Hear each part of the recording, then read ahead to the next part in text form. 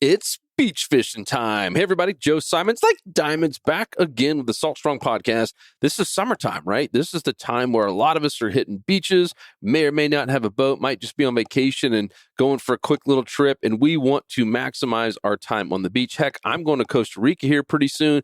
I'm going to be fishing from the surf. I want to know exactly what to do and what not to do myself so that I can catch some fish while I am there. So we are going to replay this episode. We did this a long time ago, and it's actually one of our top 10 most downloaded podcasts of all time. And we have over 550 episodes now. And so this is a replay from the past. So even if you heard it back when we did it, listen to it again. There are some gems in here. If you haven't heard it, you are in for a treat if you want to maximize your time on the beach.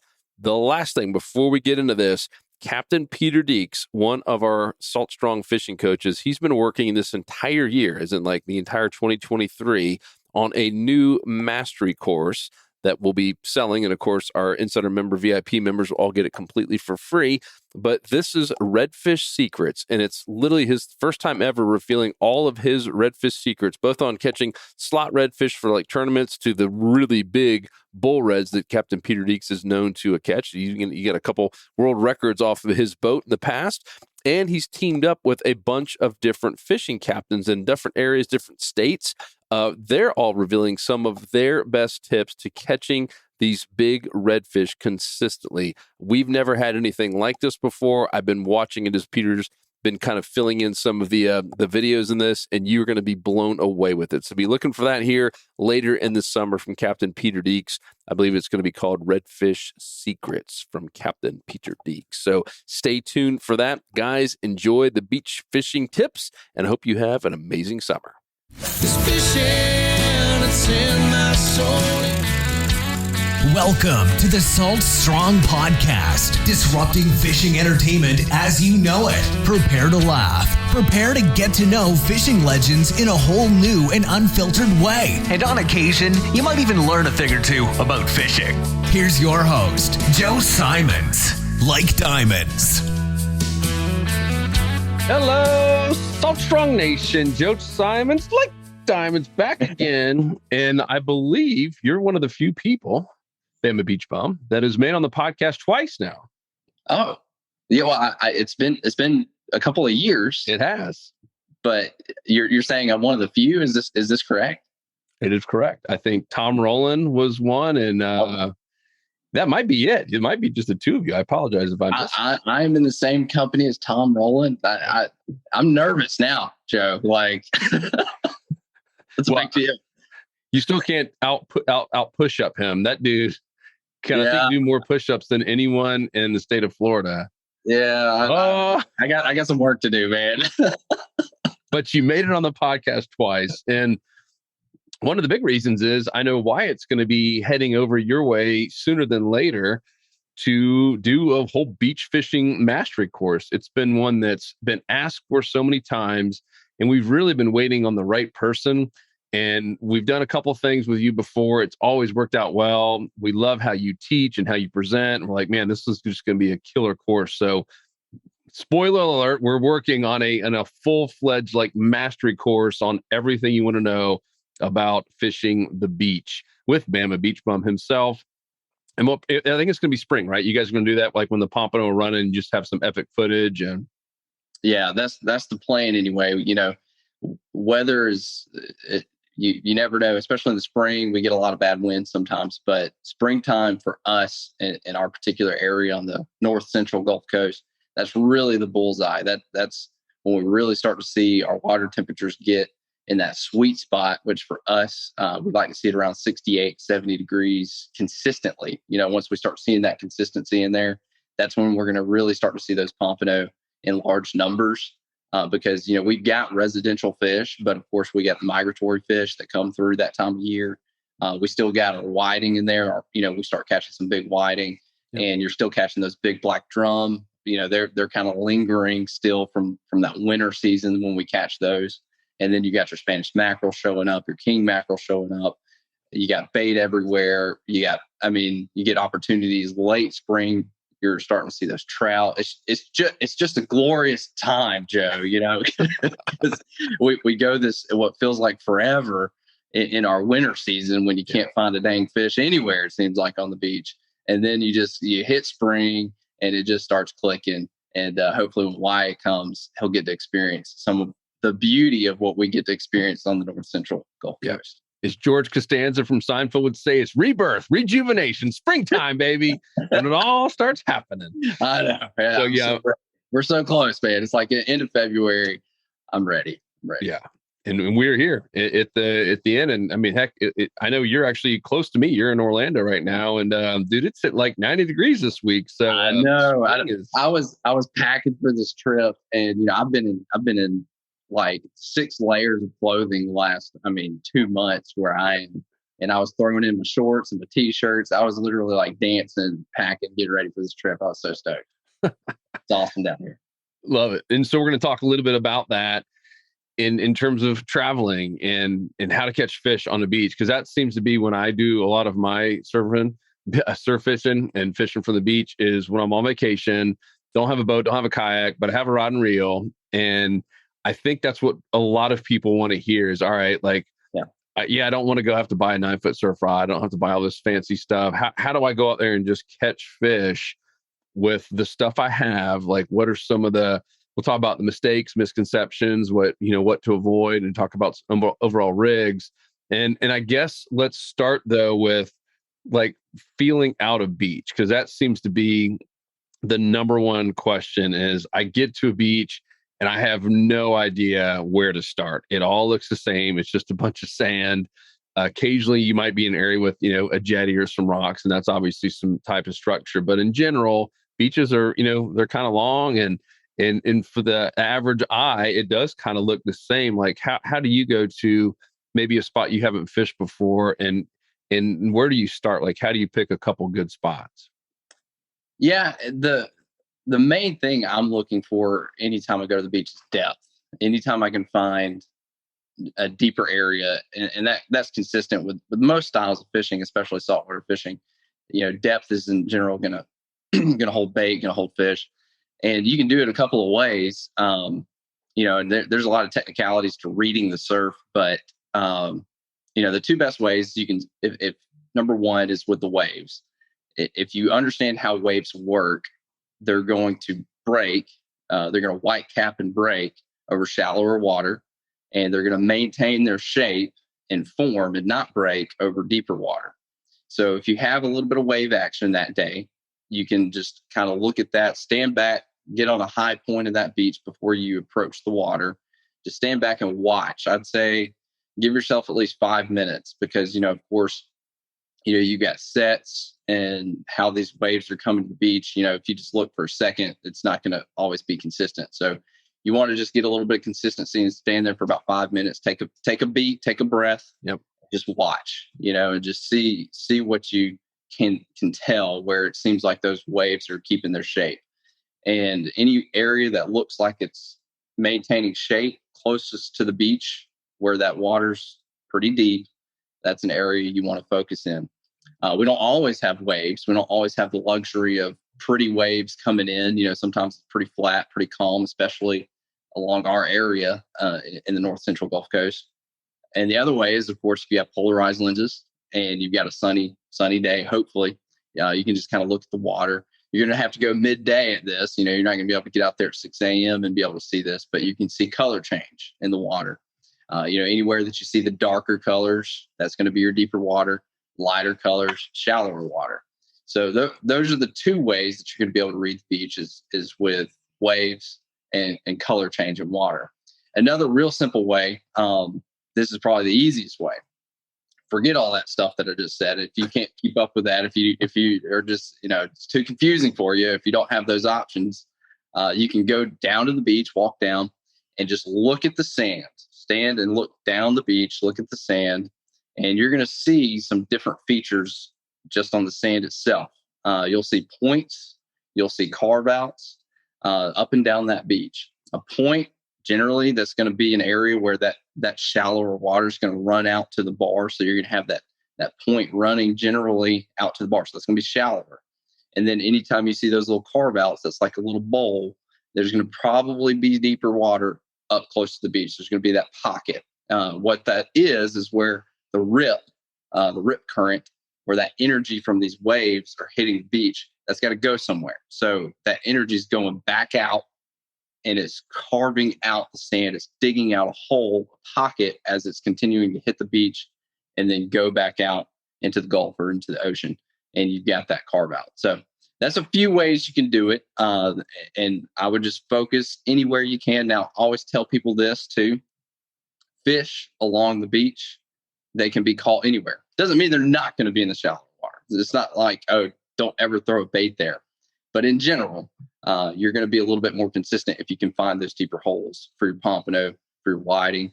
But in different scenarios, they will be in shallower water. So there's no bad place to cast, but there are just better places to cast. And for a beach bum, you're quite knowledgeable, my friend. All right. That was a long answer, hopefully. That was awesome.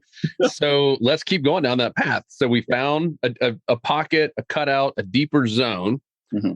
How do we fish it? Do we just throw whatever lure or bait right in the middle of it? Do you throw around it? What's the best way, assuming they're going to be down in there, right, waiting for bait fish and shrimp or whatever to come through? How do we fish that area to maximize the amount of strikes we get? Sure. And before we dive into that, I want to put a disclaimer on this, because obviously, and as an educational platform for fishing, we get real technical, and we want to be technical and we want to be successful. But let's not forget, and I try to present this with surf fishing. There's two approaches to it. One is the technical side of things, where we want to go out, we want to be serious about it. We want to go catch some dang fish. But the essence of surf fishing, we got to remember it, and what attracted me to it in the beginning is the relaxation of it. If you just want to go sit on the beach and throw a bait out, there's two different types of people. They want to sit there and drink beer, enjoy some time with the family, throw a rod out, and that's totally okay. Don't get too bogged down with this stuff. But if you want to get serious, you definitely want to start focusing on what's going to be more successful. So when you see this hole, when you see this pocket, if you want to go out there and be successful, you want to make sure that you have a target in mind. That's when I really started in my journey surf fishing. It being more successful is understanding the species that I wanted to catch.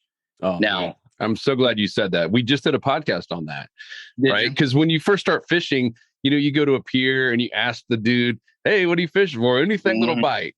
But the guys who like I talk about Captain Peter Deeks, who's got like multiple world records. When I go fish with him, that's the last thing in the world he would say.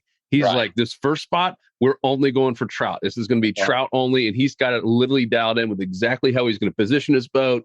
Yeah. He knows exactly where they are, where they're facing based on their biology. It's night and day. So I'm so glad you said that. Yeah. And that's the point I wanted to bring up. I mean, for the person that just wants to go and catch anything, you can do that. That's surf fishing in its essence. But you can start to drill down on this stuff and start to be more successful and be more serious about it when you do start to target species. And we could go on for a really long time on the different species and opportunities that you're going to have throughout the year on surf fishing. I don't know how much we want to dive into. No, we'll do that in the course. This will be general, yes, because this is still about. That's a very broad. There's a lot. I mean, my brain is just popping off right now on the different species and how I target them. And so let's stick with the person that just wants to get tight lines, and then we'll talk about what bait, like what's like the ultimate one or two rigs that you would use. But stick with, we found the deeper area, because even if I'm sitting there with a beer in hand and a chair, I still want to have my bait in the better area. So assume we found a better area. How do we fish that area, and what are we fishing with? Sure. Yeah. I would, the simplest rig, pompano rig, you can go and buy if you don't even want to tie it yourself, you can go buy it in the store. And, what I would look for, back when I first started surf fishing, you didn't have like nice hand tied pompano rigs readily available at the tackle shop. That now you've got like 30 different brands of pompano rigs that you can choose from. But, the main thing, just something that's mono or fluorocarbon leader. I would avoid, I see a lot of folks that come down on vacation. We call them Walmart rigs or Guggen rigs. That's kind of the terminology we use. But it's like, the wire double drop rigs. It's like 100-pound wire with metal everywhere. And and look, I used it when I very first started surf fishing, almost 10 years ago. That was the first rig I threw out. So I get it. But I would avoid that. Or they use the killer bee bait, the stuff that's frozen at Walmart. Avoid that stuff. You're going to have a lot more success if you just skip that part. Go to a local tackle store, pick you up some pompano rigs. They'll be able to guide you there. There's a lot of different color options. It's gotten so confusing now, just from like, okay, there's so many options now. Yeah. Where do I go? As long as you got good leader and something colorful, double drop, throw on some synthetic bait, fish gum, fish bites, get you some fresh dead shrimp if you can, cut up little pieces, put it on the hooks there with your synthetic baits, toss it in that deeper water, and you're going to have a really good opportunity at catching some decent fish, if it's the right time of year. That in the simplest form, that's what I would do, just pompano rig, synthetic bait, fresh dead shrimp, and you're rock and roll. So for those that have never heard of a pompano rig or can't envision it, can you try to explain what it looks like and the weight at the bottom, just the whole kit and caboodle of what they should be looking? Because it is. You go into some of these tackle stores near beaches today, and it's like looking at jig heads. You're like, whoa, there's all these different colors and sizes. What do I go with? Yeah. Yeah, your pompano rig, it's a double drop rig or a chicken rig. There's different terminology for that as well. But it's gonna have a barrel swivel at the top, that you tie it to your main line, so it's real easy to attach. And then it's gonna go down about, depending on the rig, it's gonna be anywhere from 8 to 10 inches. It's gonna have its first little dropper rig where the line's coming off of that main line, and you're gonna have a float. There's all the different styles of floats, different colors of floats, but some type of float or bead or both may have a float and a bead, and then some type of hook. Most of them are tied with circle hooks or tail hooks. You're not going to see a lot of J hooks on pompano rigs, which I wouldn't recommend. I would, if there are some with the J hook, I would kind of stay away from that. I'd go with the tail hook or circle hook if you can. Hopefully you're familiar with that, if you're looking at these things, but you can ask questions there. But yeah, I would go that route because the style of fishing, it's called set rig fishing, where you're not holding the rod in most cases. You're putting it in a sand spike, or you're not necessarily there, and you want that fish to set the hook itself. So that tail hook or that circle hook is going to do that for you. And then the double drop rig is going to go down another 8 to 10 inches, and you're going to have another line coming off that main line with the same kind of tackle on it, with the float and the hook. And then down at the bottom, depending on the rig, it may have just a loop, or it may have like a snap swivel, and that's where you're going to attach your weight. And most of the time, there's different weight options too. You got Sputniks and spiders and pyramids and storm weights, and you can go through the whole gamut of options there. Me personally, I've always and only ever used pyramid weights. Where we fish in particular, we don't really get super strong currents. We don't get super strong surf in most cases. So like we're using anywhere from 1 to 3 ounce pyramid sinkers. Now, depending on the location, if you're fishing on the east coast of Florida, you're on the Atlantic Ocean side, you get a lot more stronger currents and a lot rougher surf. A lot of those guys, if they're using pyramid weights, which they don't very often, they'll use up like 8 ounces, 6 or 8 ounces, or even the Sputnik weights is what we call it. It's kind of like a teardrop weight with some like wire pieces coming off of it that kind of anchors itself into the sand, and it holds a lot better.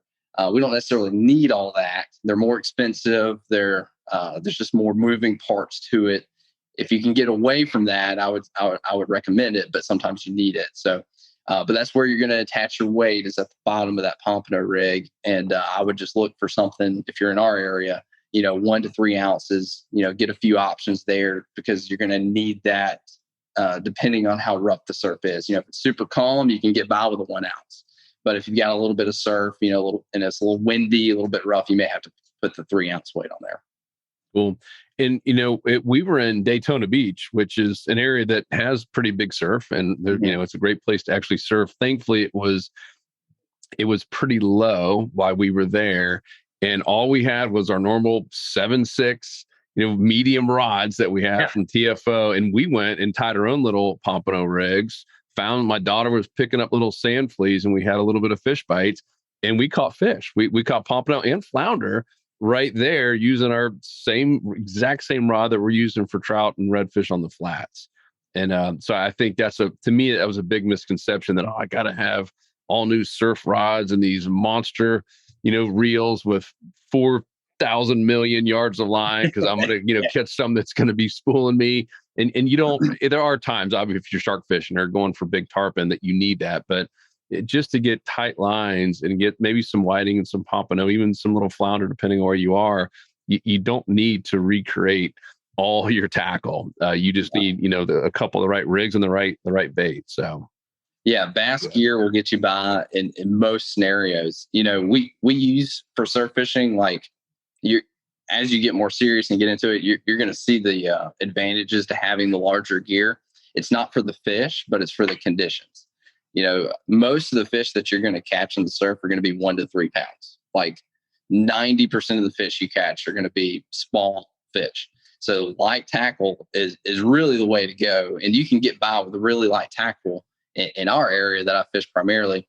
Now, it is a little bit more difficult to get by on a regular basis on the East Coast, from my understanding and from my experiences, just because it is a little bit, you will need that heavier gear to throw those heavier leads and to stick in that.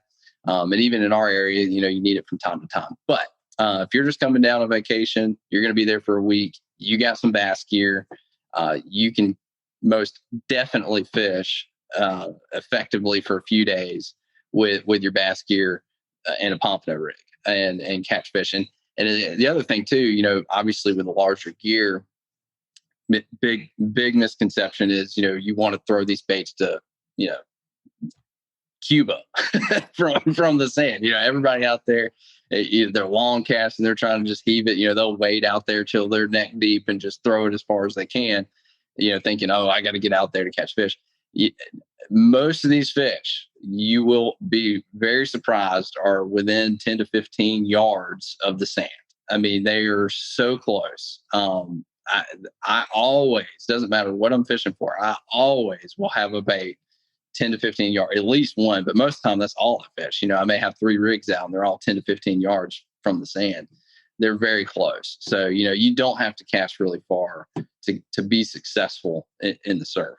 Most cases, those deep pockets that we're talking about, those carve outs, that deep water, I kind of touched on it, but you want to find that deepest water closest to the beach. That's kind of the caveat there, because anytime you find that deep water close to the beach, I can almost guarantee you if there are fish running anywhere along that stretch, that's where they're going to be.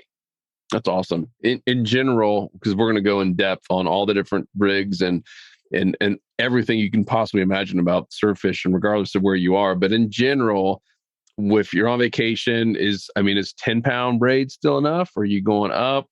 Tell me what you're using in terms of your reel and your line. Yeah, the main line on my light tackle setups, which I use what's called steelhead rods. They're used for steelhead fishing, and they're kind of lighter action rods, but they still have a lot of length to them. Like they're 9 to 10 feet. Mm-hmm. And I use those on my light setups, and I use a 2,000 size spinning reel, and I load those with 10-pound braid. And that's what if it's flat calm, and it's a calm day, I can use it most days where I fish. That's all I'm going to use. I'm going to take those 3 rigs with me, and I can cast them plenty far enough to where I can get to fish. And I'm going to pompano fish. I'm going to whiting fish. I'll drum fish, all of it with that. So 10-pound is fine. Now, when you start getting into heavier gear, my bigger surf setups, which again, it's not for the fish, it's for conditions. If it's rougher, or if I do need to get baits out deeper, if pompano are running deep, sometimes you do need to cast really far out there. Mm-hmm. I run 20 to 30-pound braid. And again, that's not for the fish. That's because I'm throwing heavier leads. And, I want them to not snap or whatever. I may be throwing 3, 4, 5 ounces to get further out, and also to hold in those conditions. Yep. That's good. Let's flip it because, we love talking about lures here. I remember growing up, Luke and I, kind of our first experience with beach fishing was in Marco Island. And all we had they were made Millie's white bucktail jigs. And that's what we were throwing. We were going after snook for the most part. And we were just walking, right? That to us, that was part of the adventure. Is no chairs, just, a little tackle bag and one rod and one reel and praying it didn't get broken off with a little bit extra line. But that was it. And then we'd have Millie's white bucktail jigs and we caught some nice snook. What do you use if that was your intention? Maybe you're walking with your spouse and she didn't want to be sitting still and you're just taking a nice walk, but you still want to be making casts. What are you using? Now you're dead. If I'm somewhere where there's snook, which we don't have them, unfortunately, where we are. I've done some beach snook fishing. I would probably either have a bucktail or a slam shady tied on. Oh,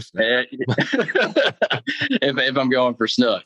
But if I'm in our area, I would tie on something shiny, because everything eats it, whether it be a spoon of some sort or a diamond jig, or, even a pompano jig. Something like that. If you're walking the beach and you just want to catch fish, anything like that. And there's a lot of options there. But yeah, anything shiny, throw it in the surf, especially late spring throughout the summer in our area. You're going to catch fish, and that's the thing too, that's really cool about surf fishing. Obviously we've talked about all these species that are a little bit more desirable among the people that fish saltwater regularly, but there's a lot of species of fish that are really fun to catch that kind of get ignored, like from your ladyfish and your blue runners. Those are really fun fish to catch, or even bluefish. A lot of times people don't, give bluefish much attention, but they're a really cool fish to catch. And, so you get a lot of opportunities, a lot of different species of fish that is a lot of fun that you can have a really great vacation if you just walk in. And that's all you bring. Like, you don't even have to fool with any of the other stuff. I mean, if you just bring a bass set up and tie on a spoon, you can have loads of fun for an entire week of fishing. I assume you're going a little bit heavier. Like, we're using a 1/4 ounce spoon. You're going a little bit heavier for the surf? Or are you not? I throw a 1/4 ounce a lot. Like a Johnson spoon type deal, a gold or silver spoon. I'll throw that a lot. Now, you're going to run into some issues if it's windy, for rougher surf. If you have a rig that can throw an ounce, then that's the money. And I would say what I like throwing are diamond jigs, which diamond jigs, they're more linear, and the weight of it just cuts through the way that it's designed. It's not broad, it's thin, and it just cuts through the wind real well. It's great for surf fishing, and it's real easy to use. I would, if you're tying it on your bass rig, definitely use some heavier leader, because you're going to run into some toothy critters out there for bluefish and Spanish, and even the ladyfish. They have real abrasive mouths, so they'll pop your leader. Anything from 30 up to 50-pound leader. Tie that diamond jig on 1 ounce and just throw it as far as you can. Walk up and down the beach. Don't worry about looking at features or anything. Just cover some water. And from time to time, you'll see the fish. They'll be blowing up. And a lot of times, especially early in the mornings, those fish, you're almost standing on them. I mean, they push bait early in the mornings, these late spring and throughout the summer. I mean, literally, you'll see dead bait fish all over the beach. Like, what's this from? And if you didn't get out there early in the morning, you didn't see it, but they're pushing bait onto the beach, and they're just throwing baits on the beach. And you can just throw your spoon or diamond jig in there and catch fish literally at your feet. So it's a lot of fun. I mean, artificial fishing on the beach is my favorite thing. Like, last year, I put a lot of heavy focus into that. I set rig fished a handful of times last year, and pretty much anytime I was on the beach, all I was doing was throwing some type of artificial. I love, personally, my favorite thing to do is throwing big plugs. I love throwing big poppers, big X-Wraps, big spoons, because, we get Jack Crevalle, we get the redfish that eat that stuff. You get opportunities of big bluefish. I mean, like, that's what gets me jacked, is throwing those big lures for those big fish on the beach, which, that's something else you can get into too. Oh yeah. We'll definitely be covering that in the full course. It's going to be good. So let's kind of end it with some mistakes to avoid. We've talked about a couple. What are some other things that when you're in the beach and you see someone new and you're like, oh man, I wish I could just tell them this, or maybe you do go tell them. I can't help myself these days, I have to. But yeah, we touched on two, and just to recap on those, number one, avoid the bad rigs. Try to not get stuff that's too heavy from wire and metal and bad bait. That's a big mistake. Get fresh bait. You're always going to win if you're using dead baits there with fresh bait, or thinking you got to cast too far. A lot of people I see so often, just trying to bomb baits when they're throwing over so many fish. Those are the biggest things. And even still, it's funny to me. I run into, where I am and with what I do, I run into so many people that watch my videos, and I get to meet them, which is neat. And even still, I walk up and talk to them, and they're like, yeah, I love your videos, watch videos all the time. And I look at their rigs and I look at where they're casting. I'm like, you must not be paying a lick of attention. This is like nothing like how I fish or what I do, and I'll kind of, explain things, and maybe I'm just a terrible communicator. I don't know. And they're not getting the message, but it's definitely the two biggest things that I see mistakes is people just using the wrong rigs, wrong baits, and also just casting too far, which again, fish will be there. You'll catch fish, but you're going to have so much more fun and so much more success if you do start putting your baits closer to the beach. That's awesome. I think you're one of the best at replying to your funny comments on it. I get such a kick because we're friends on Facebook, and you'll post some of that stuff personally, and I'm like, oh my goodness, what are some good ones that have happened recently? And if you don't know what I'm talking about, we're talking about the craziness that happens on a platform called YouTube, because it's unlike Facebook, where we have to actually, put a real email address in and have a real picture. And for the most part, YouTube, it's the Wild West. So you can have 30,000 accounts if you want to, as long as you can create enough email addresses. And you have people who are basically anonymous and say some of the most outrageous, off the wall things because no one knows who they are. Right. And we all have some funny ones. You have some, you bring light to some pretty hilarious ones. What are some good ones recently? There's so many. I can't think. The theme though that's really funny that I never knew that this would have been as big of a deal as it is. But like I got my long hair. That so many grown men are really concerned with my physical appearance. I just did not realize that was going to be a hang up for a lot of these guys, like guys that will legit say, I can't even watch your channel anymore because of your hair. Okay, man, I don't get it, but that's fine. That's you, brother. But the things that people say, it really blows my mind. If I'm being real honest with you, Joe, I mean, there's times I watch things and, I may think something, and be like, whatever, but it's nothing I would ever say to anybody. Yeah.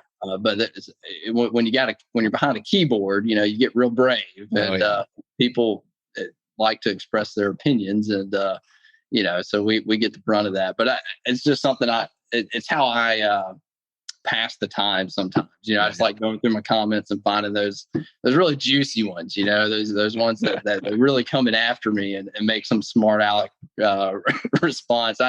I can get that, smart aleck tendency in me sometimes. And so it just comes out. Yeah. And some of these people are absolute trolls, because if they're talking about fish cruelty and all this, and no one should ever fish, like, why are you watching a YouTuber who literally does nothing but fish? Because we get the same stuff. I was like, oh my goodness. Luke got the same thing with his hair. We still get comments that come in. I'm not surprised, because he's got similar hair length to you, and he just kind of lets it go. Like, he doesn't use product or anything, and it's just kind of out there and in the wind. And it's funny how many people ask, hey, when you getting a haircut? And it's just for me, I've just never even given a second thought to another man's appearance, honestly. Like, I did not know that it would matter, but My wife 100% honest. She likes it. That's all you can ask for. That's all that matters. That's what we're going for. No, I think it looks great. I used to have longer hair and just got tired of dealing with it. I think it helps you catch fish. Like I think you're right. I think the longer your hair, the bigger and the more fish you catch. Well, to me, it gives more credibility than because that's what my brother used to be the opposite. He looked like a banker. He was, he was clean shaven, had a shortcut, and now like he has caught more fish ever since he's let it grow. You can't be looking like a banker and out there, crushing fish, man. I mean, you got to have something going on. All right. Well, where can everyone find you? YouTube channel's the #1 spot, but I know you're on Instagram and everywhere else. But Bama Beach Bum. Yeah. If you go to YouTube, you type in Bama Beach Bum, it'll pull up my channel, and you can find some stupid videos. You can find some educational videos. Whatever. What we got all kinds of over the last 4 or 5 years now. It's just there's just a conglomeration of all kinds of stuff on there. But the theme is fishing. I fish, and you'll learn something, or at least be entertained at some point. I promise. Yeah, it'll most likely be both. How often do you put new videos up now? What's the goal? My schedule, I try to stick with 3 videos a week. That's good. It's tough, sometimes depending on the ability of me to get content. I may have to back it down to 2 a week, but most weeks I try to upload like a Tuesday, Thursday, and Sunday kind of schedule. That's awesome. So yeah, cool, brother. And then on Instagram, same thing. It's on Instagram. It's Bama Beach Bum _fishing. I couldn't get just the Bama Beach Bum on that. Who's got that? Some punk? I don't know, man. I'm not sure. Someone got Salt Strong. I mean, it's a trademark name, and some dude who's got just a few posts has Salt Strong. We technically could probably take it from him, but we haven't. We see it. Let him have it. So we're the Salt Strong. But it always bugged me that some dude got there first. Back when Instagram was in its infancy. Yeah. But I've run across that a few things that it's funny, somebody had Bama Beach Bum on Facebook. And Facebook, I think you can both have it. And he ended up closing his account because I had posted something about it, and a lot of my followers went and started commenting, and it drove him crazy. And social media, man, like the things you can do, it's pretty wild. The world we live in, it is crazy. It's pretty funny. Yeah.